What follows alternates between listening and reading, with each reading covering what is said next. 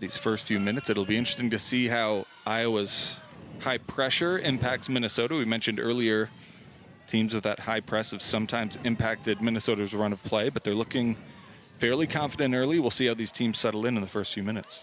Yeah, Minnesota, as I mentioned earlier, when they played NDSU, they really struggled at the beginning with NDSU almost getting a goal, hitting the crossbar very early on within the first few minutes, and I would say rattled Minnesota.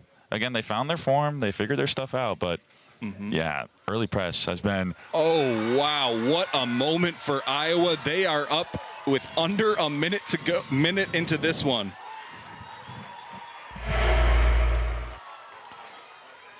Here's the replay. Madison Wilson just taps it in, and she was just in the right place at the right time. Wow, what a play for the Hawkeyes. Just a huge, huge moment. Her first goal of the season. Yeah, she had 15 shots so far and just no goals to show for it. She finally gets one to go, and that's gotta feel really good for her. Wow, a tough, tough moment. The closest thing Minnesota has dealt with to this is when Creighton scored in those opening minutes in the first game of the season. Should be noted, both of these teams have tended to be second-half squads, both scoring about 2/3 of their goals in that second half, and obviously a ton of soccer left to play. But now Minnesota will be playing from behind as Iowa has a throw deep in their own territory. There was that early pressure. We spoke about it right at the game, and kid you not, right as the game started, we saw that pressure, and that led right to a goal for Iowa. Yeah, and Minnesota will have to stay confident and composed. As we mentioned, so much soccer left to play, and both of these squads we mentioned scoring close to 2 goals a game, so the game far from over, but a really nice start for the Hawkeyes to get on the board there. Iowa's ranked number 11 for a reason in the nation, and I think that is a perfect example of that. Driving through the defense, they found the open spot in the box, and they were just able to deliver right off the bat. And an incredibly varied attack for the Hawkeyes. They add another goal scorer to their score sheet. Fun fact about the goal scorer, in high school, she was the badminton MVP in her high school. Wow, that agility shining through here. He's played in all 17 matches for the Hawkeyes this fall. It really shows the multifaceted nature of all these players here in the Big Ten for sure.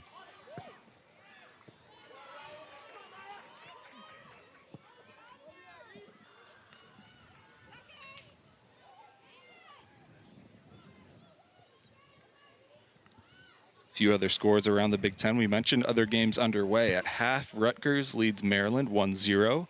Michigan State leads Purdue 1-0. Both of those schools essentially locked into that sort of 3-6 grouping that will play on Saturday, November 2nd. Not much, very, very little chance of those two teams getting out of that grouping. We mentioned teams 7 through 10 will play on that opening night on October 31st. And if you're strong enough to finish in the top 2, which Iowa still has at least a small chance of being able to get there, they could leapfrog UCLA if USC wins later today. Those top 2 teams won't have to play until Sunday. They'll play the winners of the games from Thursday. Caroline Birdsell, the redshirt freshman, battling a lot of contact, and it will be whistled. Something to track. Iowa is a very high foul team, the most fouls in the Big Ten. You see on the replay, Birdsell does a good job to earn position. Yeah, she just was able to evade that box out and gets the contact that she's looking for to get that free kick. And Iowa, as you mentioned, a lot of fouls. They're an aggressive team, and we're not going to see them change that style anytime soon. Yeah, and so for Minnesota, situations like this are how they can be dangerous. Paige Kala stands over it. Driven towards the PK spot. An initial clearance from Iowa. Minnesota recycles. Top of the box, Kaya Harper's there. Romine, but it just goes wide. So a goal kick for Iowa. Good defense there by Iowa, just able to clear it out of the box and force Minnesota to play it to their last defender, who then tried to force it in, had the ball bouncing around a bit, but just didn't quite go Minnesota's way. Nice job by Iowa positioning defensively there to force a tough shot. Enneking with the goal kick. Macy Enneking, the veteran keeper for Iowa, an .840 save percentage. She's going to be really tough for Minnesota to get by, so they're going to have to produce as many chances as they can. Another foul against Iowa. That save percentage obviously is Enneking's great honor, but that also comes with the defense as a whole. Of not allowing great shots to go. Iowa has been really staunch on their defense this entire season, and so far it's been looking good. Now for the second time in the last couple minutes, Paige Kala stands over it, this time from deep, right in front of the Hawkeye bench. Lofted to that far post, and King is there. Just spoke about her, and there she is, grabbing the ball. It's the kind of presence that you expect out of a goalkeeper at this level, for sure.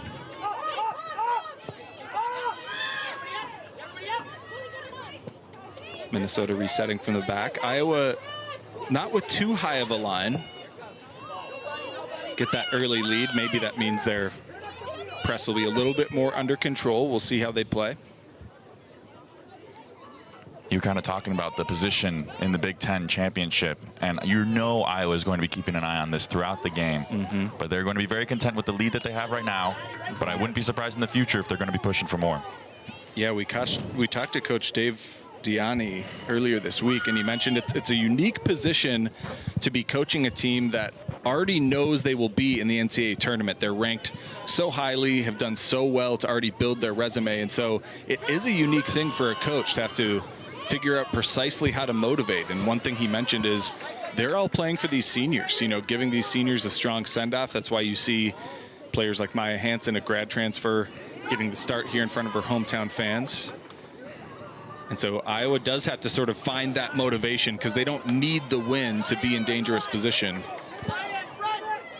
necessarily. Nah, their resume is amazing, and they have their only loss, their only blemish, if you will, is a 2-1 loss to Wisconsin. And I think this Iowa team has just been so strong, and they've shown it time and time again this season. And kind of as you mentioned, all the teams in the Big Ten tournament have already booked their place. It is a matter of position. And, you know, you kind of wonder as you're watching these games throughout today, how willing are these teams, you know, going to fight for these positions? If you're a 3 versus a 6, it's not too big. But if you're Iowa looking for a potential top 2 seed, it's definitely a good game to go all out.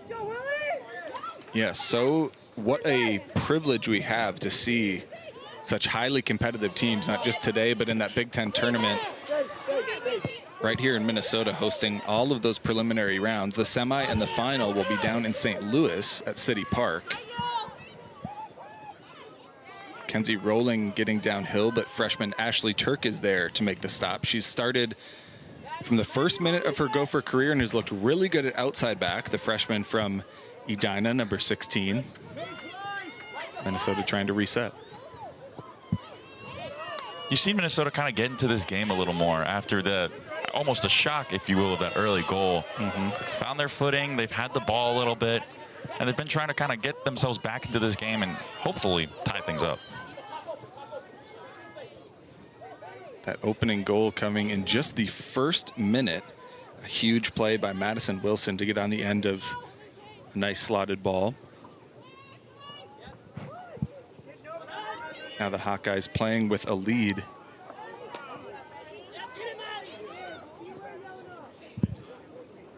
Turk with it once again. Overberg and that back line have been really stout defensively, maybe not to the levels of Iowa, but still allowing around a goal a game as they produce close to 2. So Minnesota has a strong, solid margin. In some of these Big Ten games, they have been able to get into a shootout, beat Ohio State 3-2. Now Romine getting downhill, seeing if they can create an opportunity. Calhoun there. Nice recovery defense from Iowa, and Enneking scoops it up. That pressure just stifled Calhoun's attempt on goal, and you saw those 2 Iowa defenders close in on her, and she just couldn't get the shot that she was looking for. Yeah, fantastic work rate to get back and shut down Calhoun's opportunity for sure. Sophia Bush on that far side. Iowa trying to reset from the back.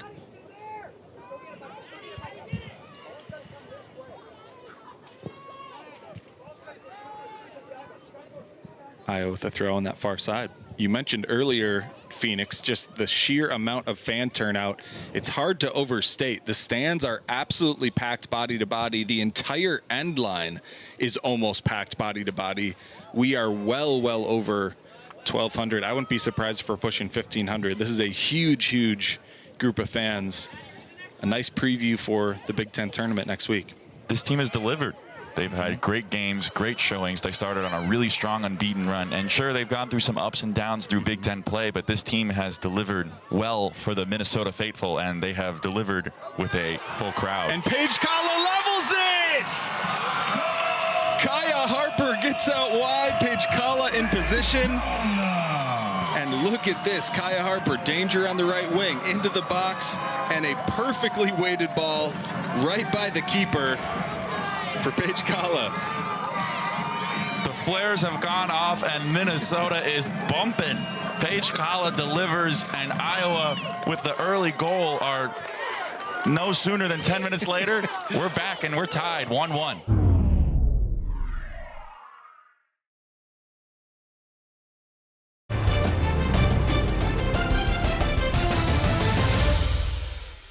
Due to time constraints, we now move ahead in the action. Hawkeyes resetting on that far side. Sophia Bush with it there. 5 goals, 3 assists on the year. Has been so dangerous as a sophomore for the Hawkeyes. Yeah, one of their top goal scorers on the team. And yeah, dangerous. And there's been a lot of people on that Iowa squad who have been able to get 5 goals, 7 goals. There's multiple people. It's not just one person. It is multiple people on this team that can deliver for it. Yeah, Iowa. I see the replay there. Maya Hansen trying to get it off Elizabeth Overberg. Ends up out of bounds for a Minnesota throw. It's kind of that Iowa pressure that we were talking about. They're not just going to let a ball roll out. They're going to fight hard. Yep, Minnesota trying to get loose. Romai not quite able to connect with Kala. But you saw Minnesota trying to get into that moment of transition. Yeah, something we've seen out of them is this counterattack. That counterattack helped deliver their goal. Minnesota's, you know, maybe trying to look to do some more counterattacks in the future because it's seen Iowa be on the back heel.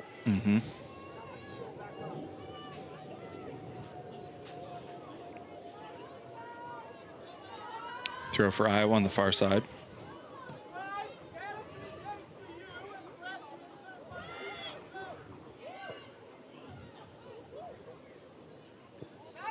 Overberg and Kate Childers resetting. Kate Childers, the sophomore, number 3, shifted to center back after an injury in that St. Thomas match all the way back in the 3rd game of 2024. She's looked good there and really has been building her confidence defensively. Was a holding midfielder all last year and now has been playing as a converted backline player. All of the Minnesota defenders are essentially converted from a upfield position.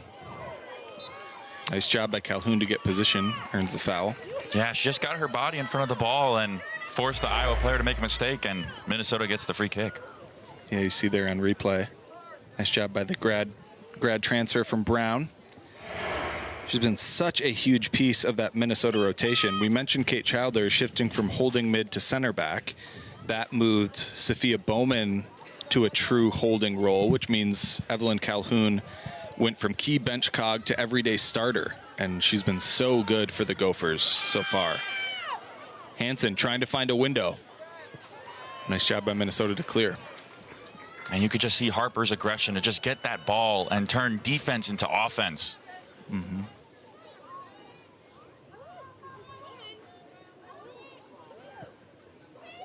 Minnesota resetting from the back. Just 20 minutes into this one, Minnesota-Iowa tied 1-1. Iowa scored in the opening minute. Minnesota able to equalize a few minutes later. Both these programs scoring close to 2 goals a game, so not a surprise to see some offensive explosion. Hawkeyes with a throw right in front of their bench. Again, that was a great pass by Minnesota, just couldn't quite get the ending on it, and Iowa gets the chance to turn it around and go on the offense. Micah Ingles takes the throw.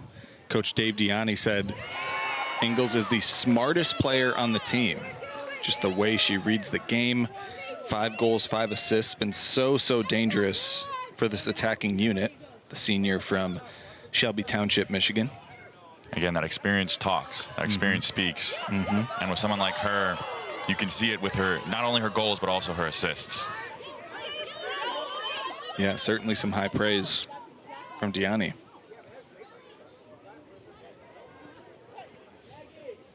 Iowa resetting from the back. Purdue's been able to pull level. They're now tied 1-1 with Michigan State. Purdue out of the Big Ten tournament field, but still has had some quality results. They're trying to earn some points against Michigan in this Big Ten finale.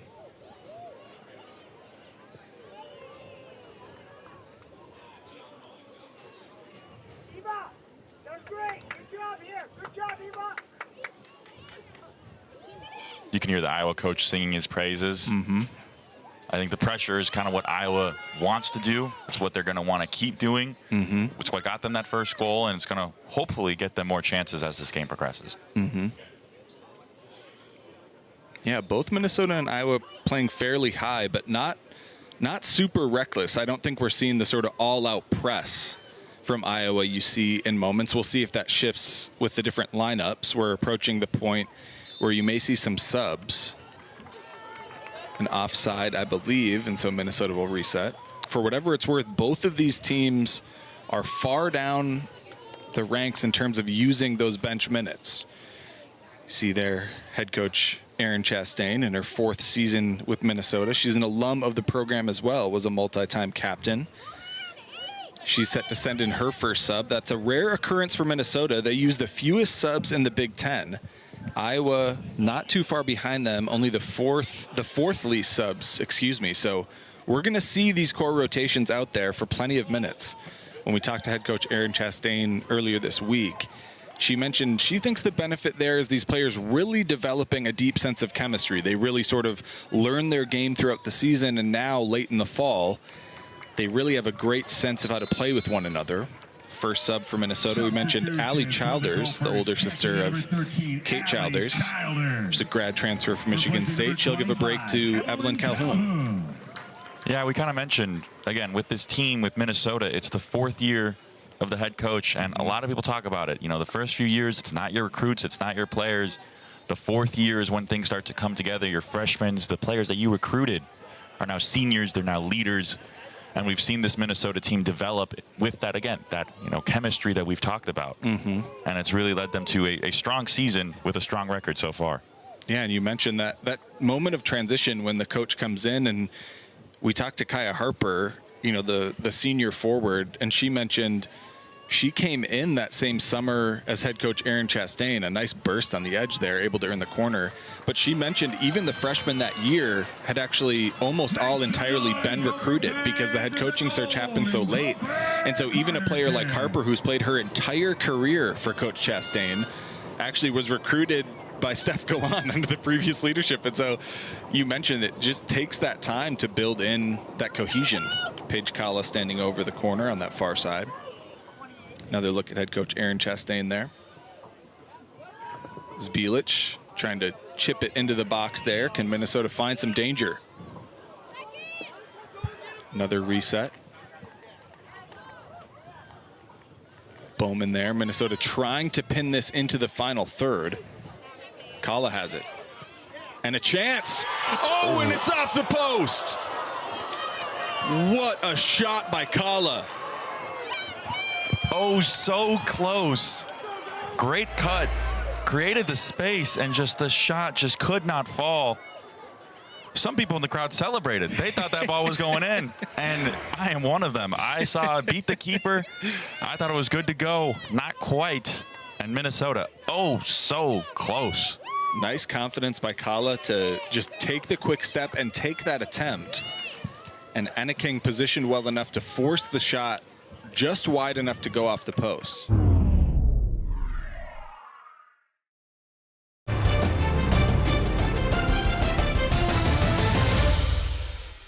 Due to time constraints, we now move ahead in the action. In the middle of the box to go snag that, but it was just a good little flick just to give someone, hopefully, if they were in the box, a chance to go get that. But unfortunately, in that instance for Minnesota, no one was there. We mentioned how rare it is for Iowa to give up goals at all, less than half a goal a game for their goal average. And it's even less when you consider the run of play. 3 of the goals they've given up this year were from the penalty spot. Another one, Western Michigan scored from something like 50 yards out. And so it's incredibly rare to have a goal like Minnesota did against this Hawkeye defense. It's been interesting to see how they're tracking Minnesota runners, because you mentioned those early crosses. It really does feel like Minnesota runners have some space to operate. And so I think that's why you keep seeing some of those crosses. We'll see how that develops the rest of the game. Minnesota resetting from the back. Little slip there. Didn't quite go the ball for the distance for the ball that she wanted it to go. But yes, Minnesota has been seeing those gaps. They've been seeing those spaces on defense, and they've been hoping to turn that into good opportunities. Just nothing quite fallen just yet. Parton with it, surveying. Tries to get it over for Micah Ingles. Nice job by Zbilic to clear there. A little bit of a miscommunication. You saw the keeper shout, keeper, keeper, go out for the grab, but Zbilic often just decided to clear it. Oh, wow. That is some heavy, heavy contact. And we do have a whistle and a yellow card issued to sophomore Ava Pattison. Head coach Dave Diani called her the best defender on the team by far. That moment, just a ton of body caution issued to Iowa's number against 10, Kala. Eva Patterson in the 37th minute. Yeah, that's just that aggression coming back to bite you a little bit. Just a little too hard. You saw on the replay. Yeah, see it here. She didn't really go for the, that didn't look too much for the ball and more for the player. Definitely missed the ball. It wasn't really close. Wow, that's even tougher to see on replay. A yellow there for Ava Pattison. Into the box, not quite in sync with the runners. Yeah, that was a hard hit to take. Any game, any time, especially in that, that chest middle area, it's gonna hurt for sure. And that's definitely warranted a yellow card. Yeah, it was close to some heavy contact, even with Kala's head.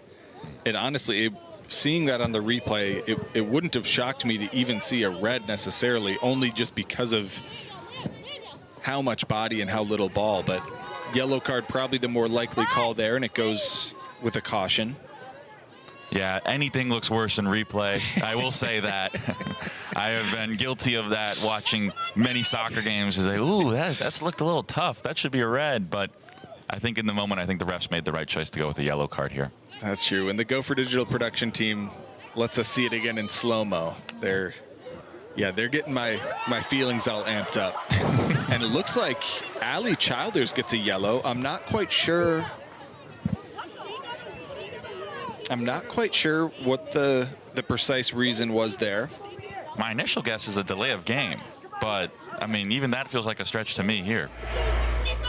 You see on the replay. Yellow card caution issued to Wow. Minnesota's number 13. So just for viewers, I'm not an expert official, but I will say seeing those two plays and seeing the same call for both is a little bit tough. Yeah, I think the one thing that the refs were hitting home is that she fouled and then she kicked away the ball. Sure. I don't think you're allowed to do that. I've had some games that I've reffed where that has happened, and it does end up being a yellow. But I think if you look at only the contact, yeah, it's going to look a little different. But I think kicking away the ball is ruled a delay. And even if Minnesota fans aren't happy about it, that's going to be a yellow card in the eyes of the orange on the field today. Sure. I'll drop a Minnesota interesting on that decision. Gophers now with possession again. Heimerl's been a very active part of this attack since coming on. Now switched over to that right wing. Zbilic with a little bit of space, but Iowa's closing it out. Nice job by the Hawkeyes to force the reset for Minnesota. 6 minutes to go in this first half, still tied. 1-1. Deep clearance there. Just forcing Minnesota to reset as they go deep Big ball. here. Harper with it. Gives herself some space. Nice recovery defense. And she takes it, but it's blocked by Pattison. Follow-up chance by Heimerl. Out for a Minnesota throw.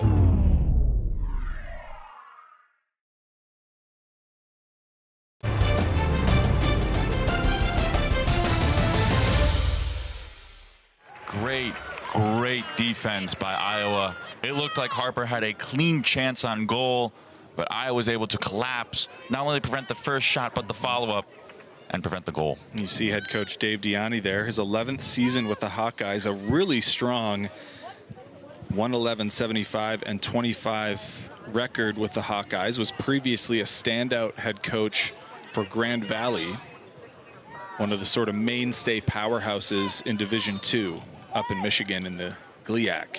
Yeah, recently Iowa's had some great success in the Big Ten. For Iowa. They won the last Big Ten tournament. They also won it in 2021. They've had a great stretch of form since 2019, and they're going to be looking to build on it, not only with this game, but also into the Big Ten tournament coming up here. Yep, sub for Iowa. Shea Doherty comes on, gives Sophia Bush a break. Big Ten actually has at least 2 former Grand Valley State head coaches. Michigan State's new head coach also used to lead Grand Valley State after Deani was there. Someone's looking to Grand Valley then. I wonder what they got going on for cooking up Big Ten coaches this recently. Wonder who the next one's going to be. I definitely keep my eyes on them. Sure.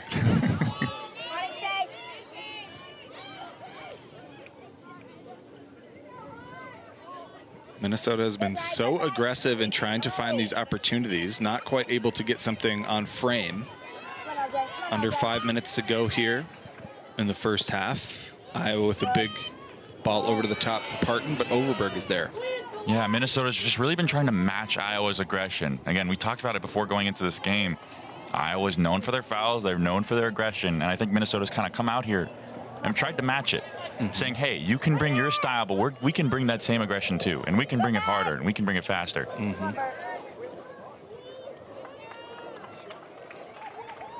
Yeah, they've definitely met that intensity. The Gophers are playing confident and composed against a very, very dangerous Hawkeye team. Tied 1-1 as we inch closer to the close of the first half. Heimerl on that far side. Minnesota trying to get another dangerous opportunity. Looks like Iowa earned the throw, so they will make another change. Kellen Fife, the junior from Bloomfield, Michigan. Checking in number 11, Kellen Fife.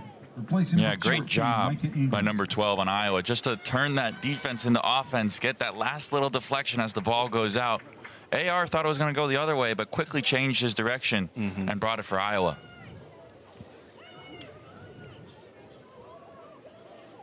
Fife comes on for Ingles, who will get a little bit of a extra break heading into halftime. Hawkeye throw on the far side.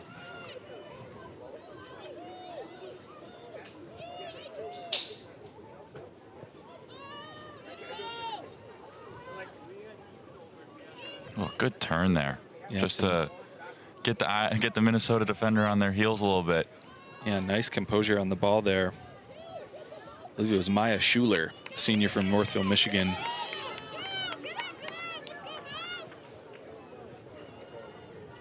Heimerl with some hold-up play, trying to get the turn. Has a little bit of an angle.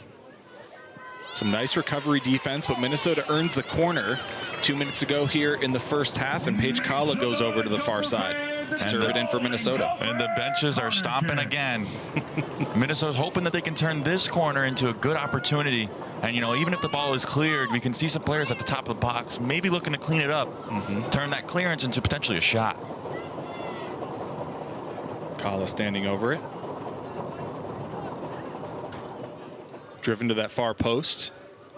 Harper there to send it back across. And Bowman with it. Wow, that was close. Minnesota did their best to get multiple chances on it, but Enneking is there to scoop it up. Great defensive play there. Great job by Iowa. That looked like to be number 11, Kellen Fife, just to get her head right on the end of that shot, right as it going off. Yep, to block Bowman's header. Absolutely. That looked like that was going in if it wasn't for Fife's head there. A minute to go. Minnesota seeing if they can get another chance in the attack.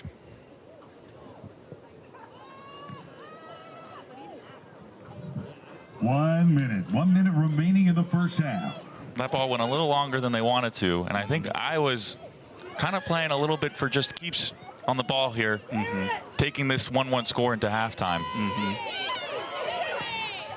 45 seconds. Kaya Harper with it, trying to get the turn. Heimerl. Nice defense by the Hawkeyes. Good foot in there by number 32, Maggie Johnston. Just able to stop that Minnesota attack and force them to go back.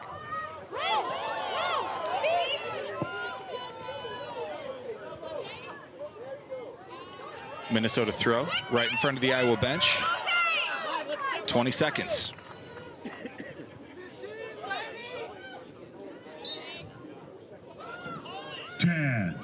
Whistle against Heimerl, and so we will count it down and enter halftime tied 1-1 between the Iowa Hawkeyes and the Minnesota Gophers.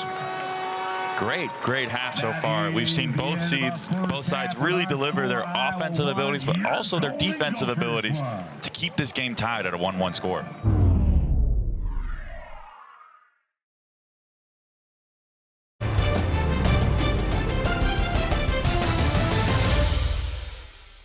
Chastain for Minnesota and Dave Gianni for Iowa both talked about having to find ways to motivate those teams so that they have that motivation on each individual game day, even as sort of their postseason fate is partially at least guaranteed. Iowa in white will be going right to left, Minnesota in black going left to right on your screen. And Iowa starting things off now, trying to get downhill. You remember how we started off the first half? Quick early goal by Iowa. So you know that Chastain told her players, let's go, let's get control of the second half early on, so we make sure we don't make the same mistake going into the second half. Yeah, that first goal for the Hawkeyes happened right around now. And so Minnesota will feel good if they can just get out of this possession and start the second half stronger than the first. Clearance attempt by Minnesota. Follow-up chance for Iowa. Still some chaos. Minnesota trying to clear. Still in the box. Eventually whistled there. Some contact against Bielich. So Minnesota will reset. A lot of bodies in the box. A lot of movement. Not surprised the foul was called there, but that just shows Minnesota's aggression, just really fighting hard just to get the ball out of the box. Bodies on the ground. They're willing to do it. And we mentioned the other scores around the Big Ten. UCLA and USC have now kicked off. Currently the top two teams in the conference. Yeah, if you're Iowa, you're looking for who slips. If both slip, sneaking up behind UCLA and getting that _2 spot. Yeah, Iowa has the possibility of finishing second if UCLA is able to beat, well, it's very tight up there. USC with 28 points, UCLA with 26, Iowa with 25. Some danger from the Iowa attack, but now Minnesota trying to find a moment of transition. If you're in Iowa's ideal world, you'd see UCLA slip up, and all you'd have to do is win. In these final 45 at ELR.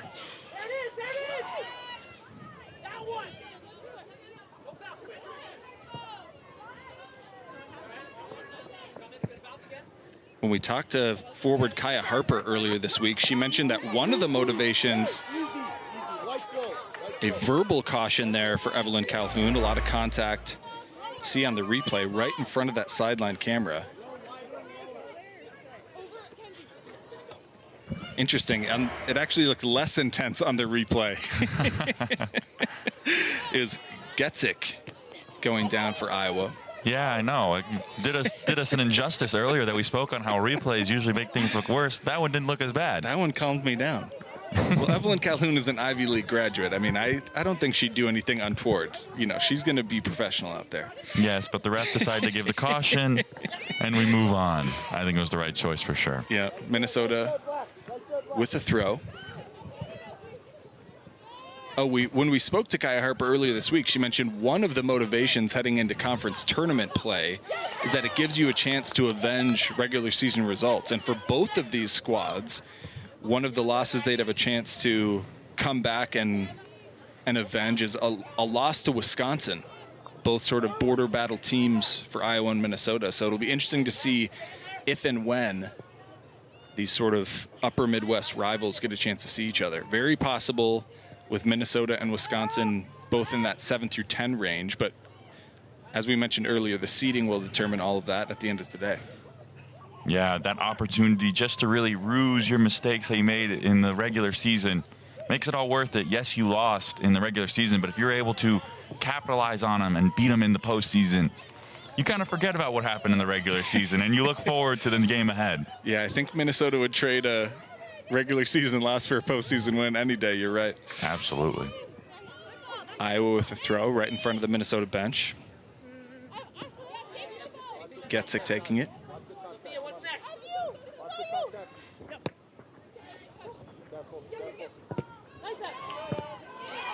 Calhoun trying to close down these angles. Iowa trying to get downhill if they can.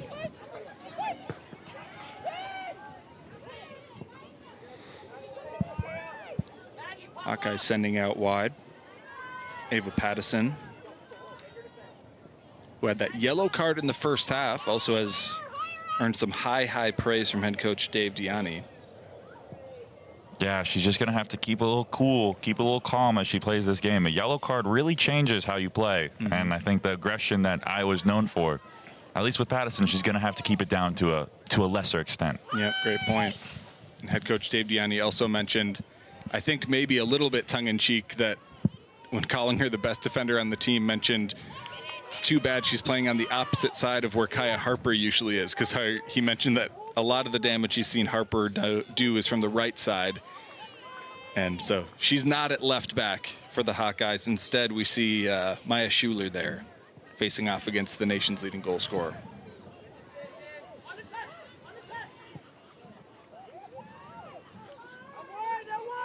Five minutes into this second half, these teams a little bit settled in. Acres of space on that right side for Iowa. Overberg gets the first clearance. Good defensive position by Minnesota. Really been able to hold their ground as the offside flags goes up. A little bit of contact at the top of the box too, but I believe the official was allowing play on. Iowa still felt fairly dangerous, but as you mentioned, Phoenix also that final offside flag. So Minnesota will reset. Calhoun is down for Minnesota. Looks like maybe just getting her shoe back on. You always hold your breath there. Yeah. When you see a player down on the ground and all they're doing is tying their shoe. There she goes, up and strutting. A little bit of a... There we go. A little bit of a ginger walk, but nothing too crazy. I think she'll be just fine. Martin resets for Minnesota.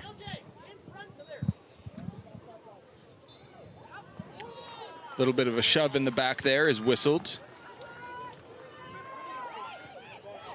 Maya Hansen and Sophia Bowman in that dust up. Fellow fifth years. Staples of Minnesota women's and girls soccer from their youngest playing days. So I'm sure they're having fun battling today. Throwing for Minnesota deep in that final third. Turk to take it. Yeah, it's one of the first times we've really seen Minnesota this deep in the corner and the Iowa end for this half. So we'll see what they can do with it. Yeah, Harper was trying to earn the corner there, but nice defense by Iowa. I'm sure the coaching staff let the players know they need to be a little bit more careful giving up those set pieces, so they're being very diligent in defense. Just there, whistled for a handball. So Paige Kala will take it from around 50 yards out. Yeah, unfair advantage there. Can't be doing that in a game of soccer, so it's going to be Minnesota's free kick.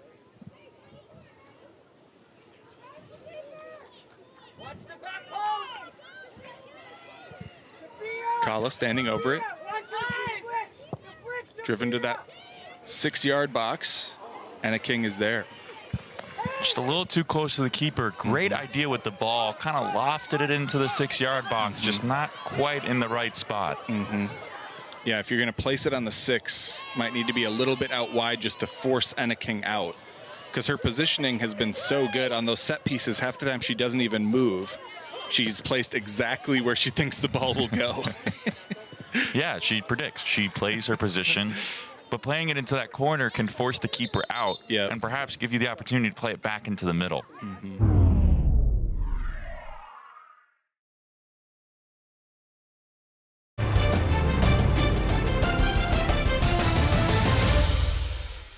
Due to time constraints, we now move ahead in the action. Buddy.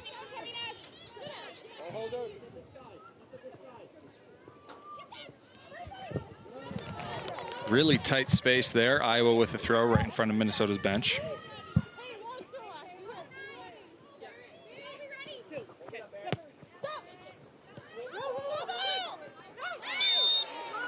For all you Hawkeye fans trying to track the game out in LA, still tied 0-0.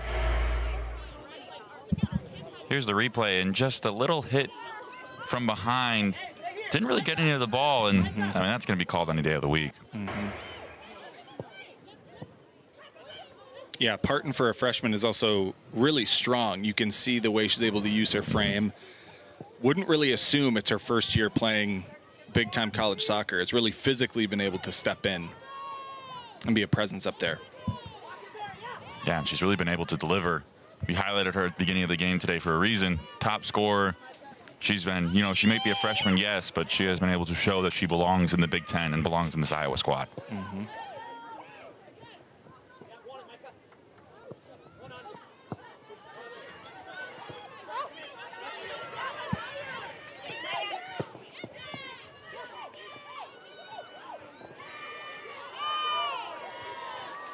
Romine goes down, no whistle. Iowa trying to get out on the counter, excuse me. Nice initial defense by Overberg. Minnesota, can they transition? Out wide to Harper. Trying to take her end line. She gets around the corner, sends it in. Birdsell is there and she goes down. They will allow play to continue, but a whistle comes and that will be a penalty. Wow. Great play by Harper just to evade the defender. Look at her use her body to avoid the defender, and contact's all over there. That's going to be a penalty any day of the week. Great job by Birdsell to force that play by the Iowa defender. Gopher captain stands over the spot. Some contact there, an Iowa player goes down. Looks like a yellow card issued to Kaya Harper on that tangle up. Here's the replay, and didn't see much there. Yeah, have to get back, make sure we see the penalty. Bowman, well hit, and it's in! Minnesota has the lead with 25 minutes to go against top-ranked Iowa. Calm, cool, collected, no questions asked. Bowman sees the keeper go one way, she slots it the other. Solid penalty, and Minnesota's up 2-1. Wow, what a moment. Credit to redshirt freshman Caroline Birdsell for earning the penalty. Some nice setup play by Kaya Harper to perfectly place that pass. And now Minnesota has the lead with 25 minutes to go. They will make a change. Allie Childers comes on for Evelyn Calhoun in the midfield.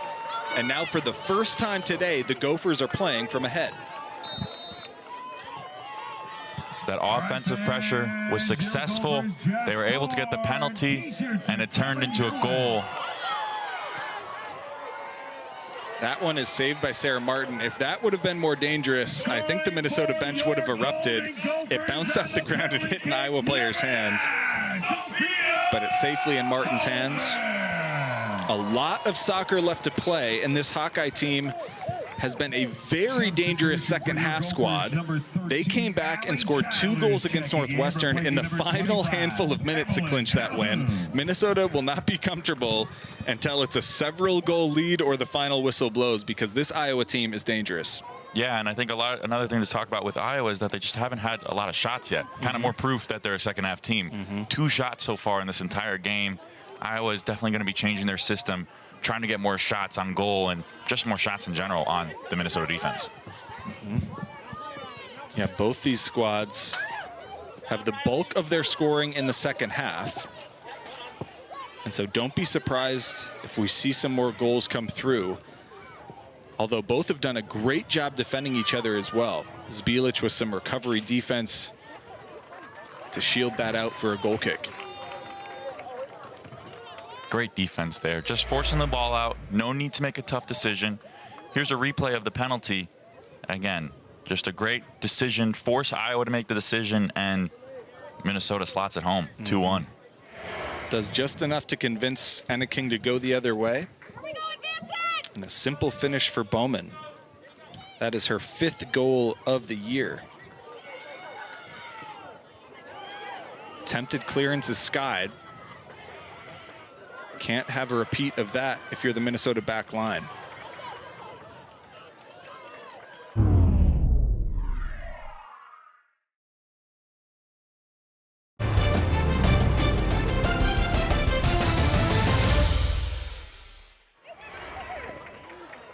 just a little sloppy play there. Just couldn't quite get the ball out of their feet, and they've coughed up a throw-in for Iowa.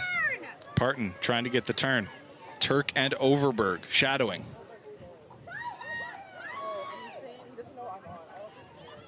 Get out! Get out! Ingles into the box. Settling touch by Hansen. And the shot goes high. That was some danger. Yes, it was indeed. Great control off the chest, as we see on the replay here. Great control off the chest. A little big of a touch, and she's just slicing at it. Can't get her feet under it. Goes over for a goal kick.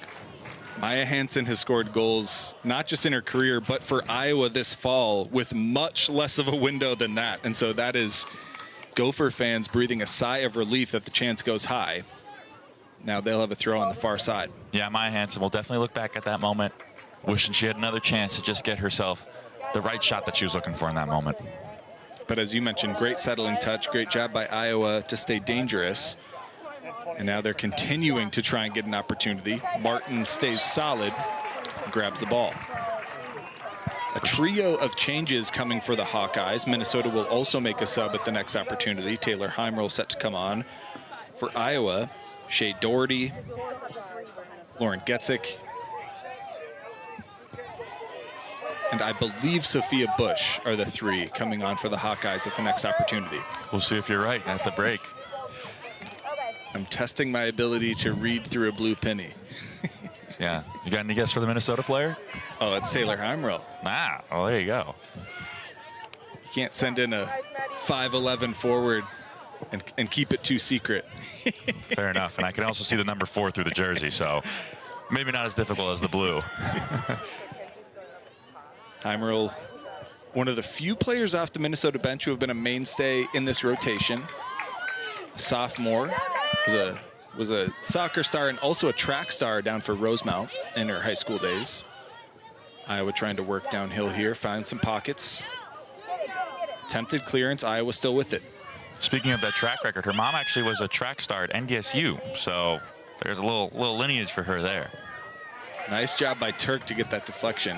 Yeah, so many of these players are such high-quality athletes. You're sort of shouldn't be surprised that they come from a family of top athletes. That one goes wide for Parton.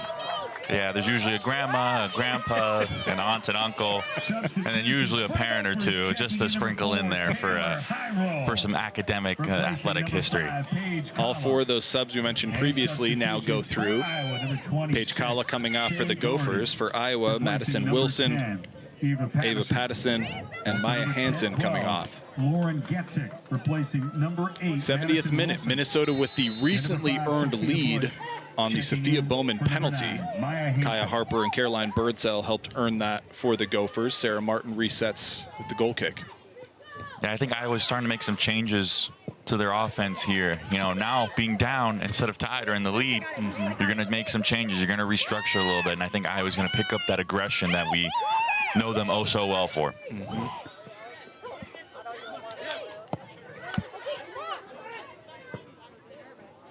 Dangerous ball. Minnesota not quite able to clear just yet. And eventually Parton is whistled just for a lot of hip-to-hip contact there. It also rolled out for a goal kick. So either way resets from the back. You see on the reset here, Micah Ingles. Really well-served ball. Yeah, you can see the Minnesota player, and I don't think there was much contact there with Minnesota and Iowa on that first incident. But then you look on the second incident and you see Parton. She makes a lot of contact with the player, not a lot of contact with the ball. Yeah. So I'm not too surprised by that call with the referee.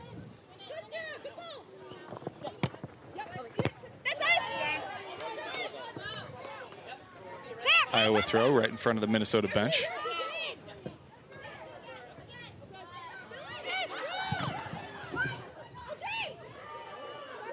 A little bit of chaos there. Overberg has been so good for Minnesota, not just today, but all season.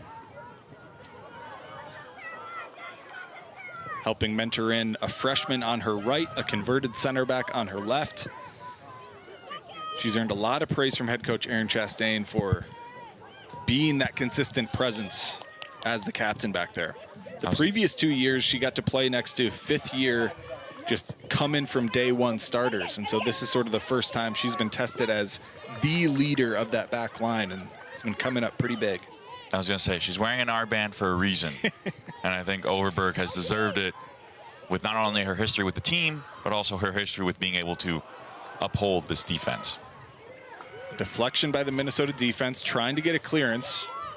Iowa is so dangerous in these moments. They're so relentless with these follow-up opportunities. Bush with it. Great ball to the corner. Not quite able to get to it, so it's out for a Minnesota goal kick.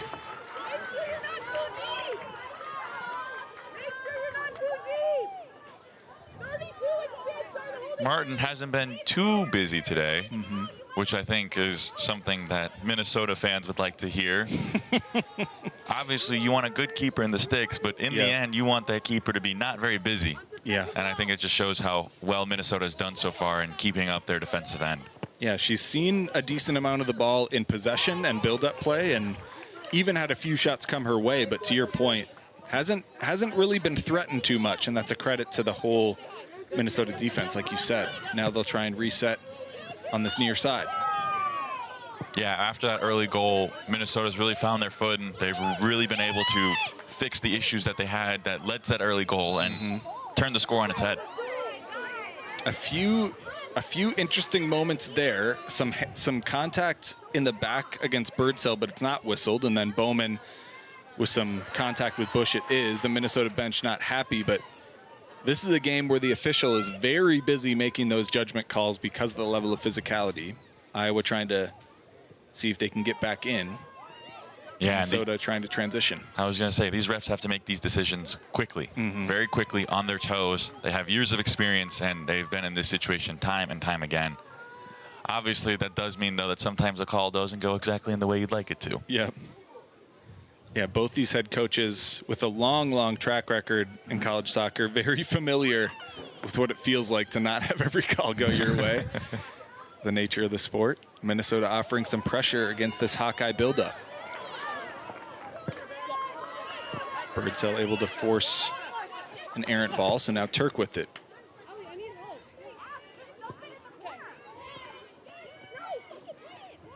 You can be higher. We're in the front three. Be higher. 16 minutes ago here, Minnesota with the 1-goal lead. Both teams have secured their spot in the Big Ten tournament, but seeding still up for grabs. Even at the end of this game, we won't for sure know those final seedings. The final game of the day will be Oregon versus Washington. Iowa bench unhappy there. A lot of calls for a handball, but it doesn't look like they're going their way, and it's just going to be out for a throw-in.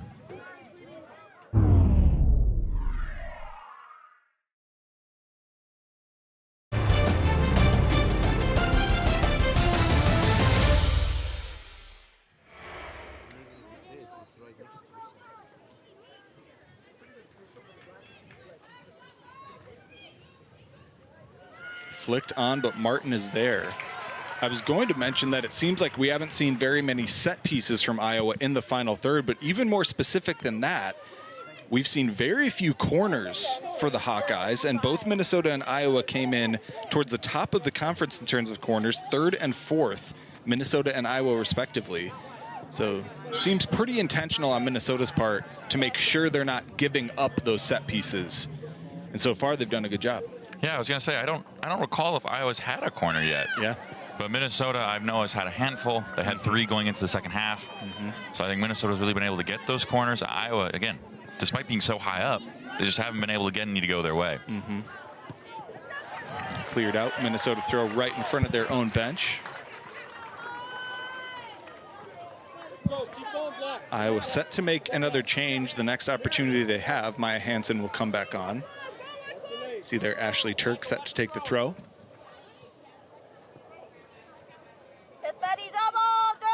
Kaya Harper not quite able to connect with the teammate there. Bush heading the other way for Iowa. You could actually hear on the mic that they were talking about that double. And I think that double has done really well with keeping Harper, who likes to go back to the basket, or excuse me, back to the goal, and just kind of get that ball out of her feet and not really allow her to do what she really wants to do on that field. And heading the other way, Iowa gets whistled for offside. Micah Ingles just a little bit off there. Both Parton and Ingles were making those runs. I believe Parton was on, but Ingles just a step off. So Martin will reset for Minnesota.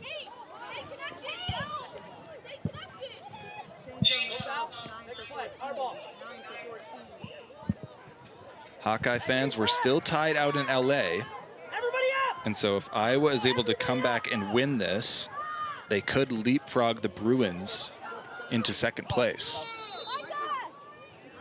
You mentioned all these teams already know they'll be at the Big Ten tournament, just some seeding dynamics to track. Hansen does come on for Ingles now. Yeah, Iowa, their ideal day is to get out here as the top 2 seed. Obviously, there are 13 minutes left, and their fate's kind of out of their hands, but what they can do is try to turn this game around on its head. Yep.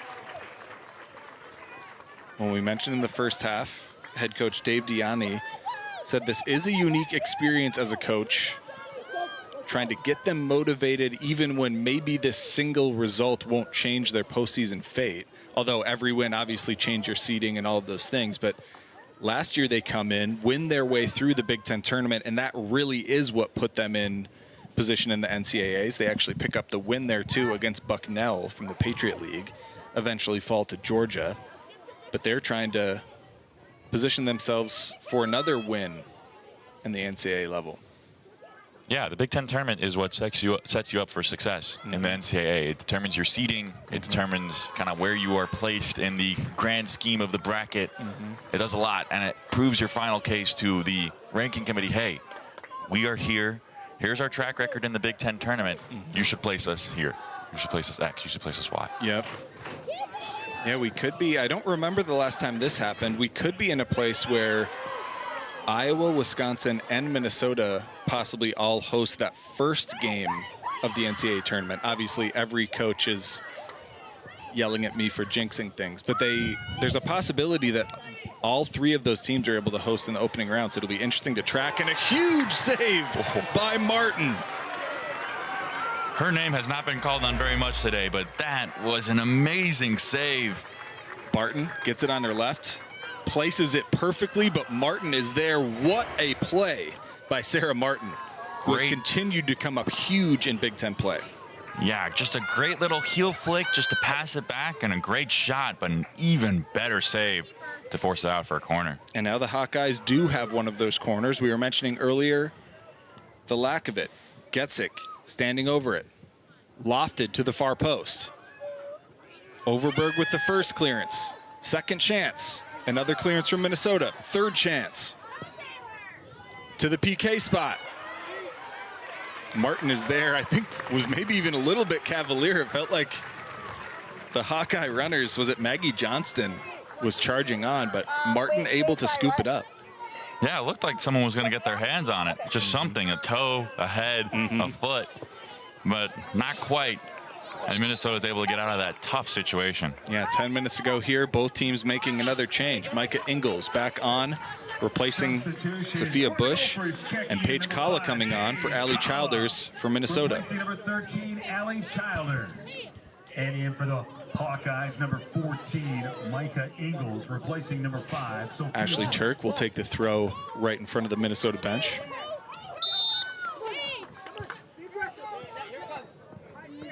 And USC has gone up over UCLA 1-0, 35 minutes into the first half for those trying to track scores around the conference. That means if Iowa was able to pull off the win here, that puts them in a top 2 seed. And that is something that Iowa fans will be happy to hear, but not with the scoreline that we have right now, though. Yeah, 10 minutes for Iowa to change their fate in this one. Minnesota with the lead off that second half penalty kick. For all of you hardcore Maya Hansen fans out there, her former team, South Dakota State, leads Oral Roberts 1-0. Yeah, I don't know too much about Oral Roberts, but glad to see South Dakota State put Midwestern teams in a good spot.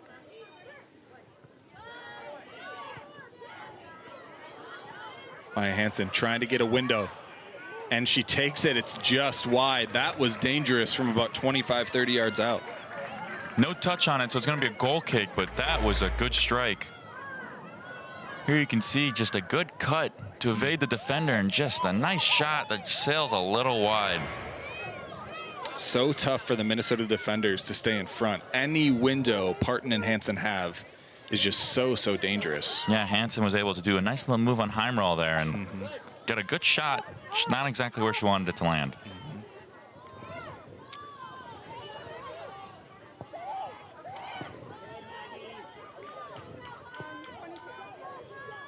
Minnesota trying desperately to fill this space. Iowa's really spaced out. Childers with a nice step, and now Minnesota trying to get into transition. Kala on the run. Harper. Forward for Kala. Nice composure. Not quite able to connect with Harper, but they have a throw, and they will make another change. Allie Childers coming right back in. This time she'll spell Caroline Birdsell. And the sisters are back on the field together.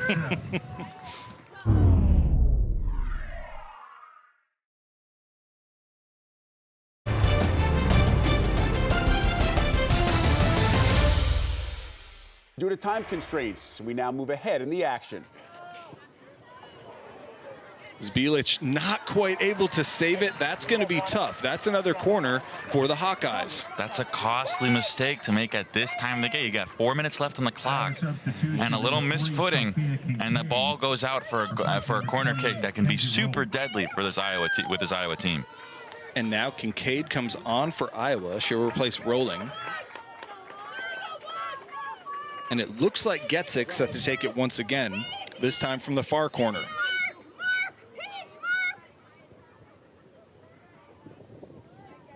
Very close to frame, and it drifts out. So Minnesota lucks out, not quite able to clear it. But the corner kick goes across the end line. 3.5 minutes to go, they lead 2-1. Yeah, the wind, you can see the wind, the flags flapping, and the ball just sails over. Getting it close to the keeper, but not close enough, and it's out for a goal kick.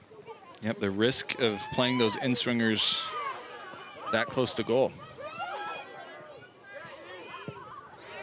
Good clearance by Bowman. Iowa trying to get right back in it. Not the cleanest clearance there. And Iowa's got the ball in a dangerous position. Ingles, great touch. Driven in, deflected by a Gopher. Nice follow-up effort, and it's off the crossbar. Wow. Sloppy defensive play, a fluffed clearance, ball bounces around a little bit, and Minnesota is lucky to escape out there with no goal. Off Overberg, then a follow-up chance. Nice hit by Fetty. Ooh. The other big-time holding midfielder that Coach Gianni has mentioned is so critical for this squad. Little contact there, and Minnesota will take it. They have a moment to reset. Under 2.5 minutes to go here. You can hear the Gopher coaching staff urging Sophia Bowman not only to tighten up those defensive clearances, but also just send it to the corner, try and work this clock if you can. Now Kala with it. She has Romine with her. They will kill time. Under 2 minutes to go. Throw in for Minnesota. Great job just being able to box out in the corner. And then when she feels the pressure come, kick it out and get that throw in. Kaya Harper now holding up. Trying to get it off a Hawkeye player. Some nice cheeky work by Ingles there. Dribbles it out, and she's on the run. A little flick never hurt nobody. And she was able to get out of that corner pretty nicely. Really interesting to see Maya Hansen, who's been a true number 9, a true striker her whole college career. She's dropped all the way back into the midfield now. Iowa playing with 3 attackers all the way across the top. Minnesota trying to work the other way.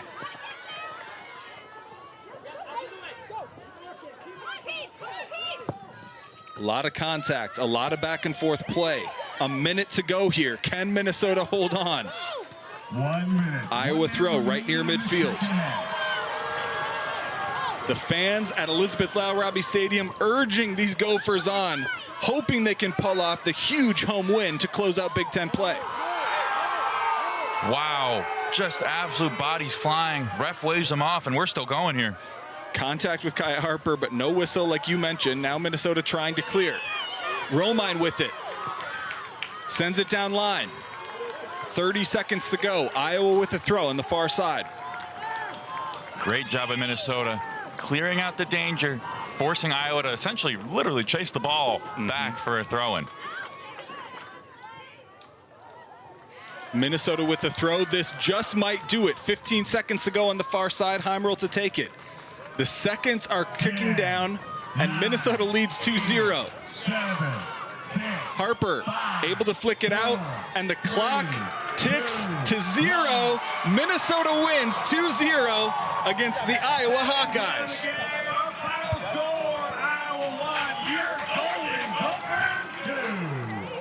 What a win for Minnesota.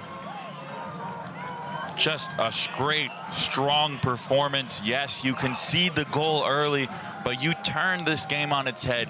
You show the pressure. You say, hey, you deliver pressure, we can too. You hit back harder, and you win 2-1 against an 11th ranked Iowa.